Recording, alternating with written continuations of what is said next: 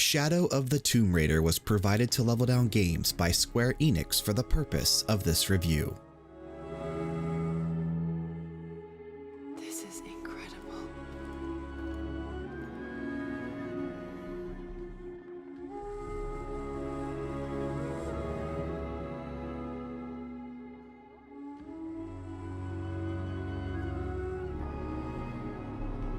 A trilogy reboot that began 5 years ago is finally coming to a close.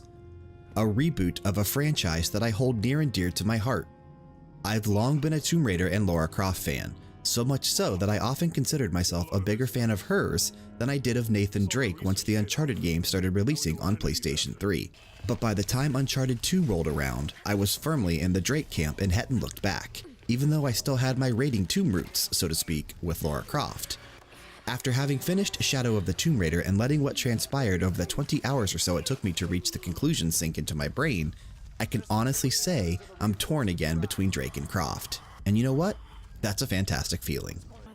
Shadow of the Tomb Raider takes place in my favorite locale of the new trilogy. Featuring Mexican culture and Mayan artifacts and ruins, I was overjoyed with how much detail was crafted into every picturesque moment and scene. Overcoming a jungle where everything wants you dead, Lara Croft continues in her quest to stop Trinity, but ends up stumbling upon something much bigger, and now has to do her best to prevent a Mayan apocalypse from occurring. Without question, this is the darkest and grittiest you've ever seen from Tomb Raider. Death and destruction are literally lurking around every corner, and the team at Eidos Montreal have used the notion that these types of games feature a protagonist relentlessly going on a killing spree to their advantage. In a way, it almost seems as if everything taking place around you, all the death, all the chaos, it's Lara's fault. Throughout the campaign, witnessing everything that has happened has transformed Lara into an empty shell as she kills in any manner possible. Avoiding spoiler content, the team has done a terrific job in turning a common complaint with these games into a more positive one by incorporating that feeling into the narrative. An immediate positive with Shadow of the Tomb Raider is that Lara retains a majority of the weapon skills and abilities picked up in her previous adventure. You will instead be learning a new arsenal of tricks to utilize in getting around the harsh terrain and environment, such as rappelling down from rock walls, swinging to the hard-to-reach areas, wall running, and the overhead climbing gear, which allows for climbing on the ceiling of structures and at steep angles. Another new feature is the ability to rub mud on your arms and face and then blend into the dark walls for the sneak attack and silent kills. You'll want to be doing this often, as the journey is not particularly easy. Playing on the normal difficulty still provided a slight challenge, but there are additional levels beyond that if you're seeking the ultimate thrill. Some of the most fun had in the two previous games were the challenge tombs, and that's no different here.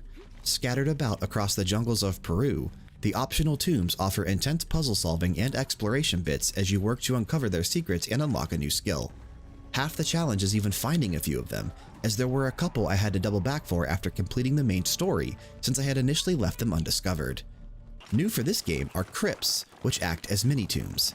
While not nearly as challenging to complete, these are still fun to discover and go through for the rewards, which can even grant new pieces of gear.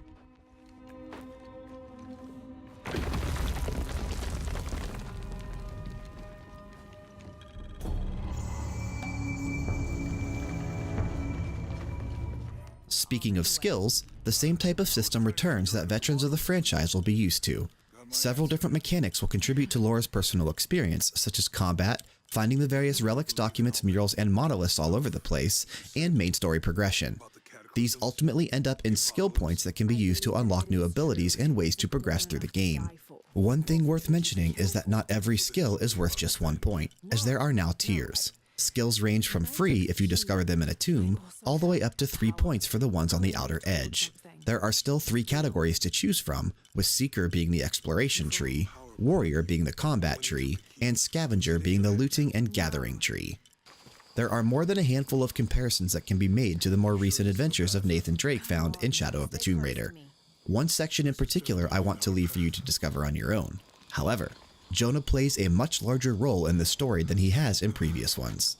While he has always been present, he now actually adventures with Lara, walking alongside her for large sections of the narrative, and doing things that play a major role to the overall equation. In a sense, this feels the most Uncharted-like of any previous Tomb Raider game, and that's not necessarily a negative aspect. Shadow of the Tomb Raider is a powerhouse of a game graphically. Some of the best visuals ever experienced in a video game live within these jungles and beautiful scenery. I cannot recount the amount of times I was left in awe with the surroundings as I explored about. From the Mayan pyramids and temples, to the little Mexican towns and villages you will explore, to the main city of Paititi, everything feels natural and looks superb. That isn't to say that this is a perfect game, because it's not. There were a few instances where the camera would get stuck in the surroundings and make stealth or combat tricky, and the default volume balance would sometimes drown out the characters speaking with the amount of background noise going on. But hey, if that's the only two things left to complain about at the end of the day, someone is doing something right. Dominguez, he has the dagger. I lost it. After everything that my father went through, I gave Trinity exactly what they wanted. He'll use the box and the knife to remake the world. To remake it into what? The imagery used in several key scenes in Shadow of the Tomb Raider are still weighing on my mind days after finishing the story. I was invested from start to finish in this emotional journey Eidos Montreal is taking players on, and it was truly hard to stop playing.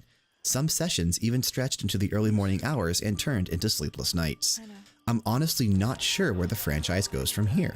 One thing I can assure you though, wherever Laura's journey takes her next, and whenever that may be, I'll be there. Do not skip this experience and conclusion to a wonderful reboot of a classic franchise. Thank you.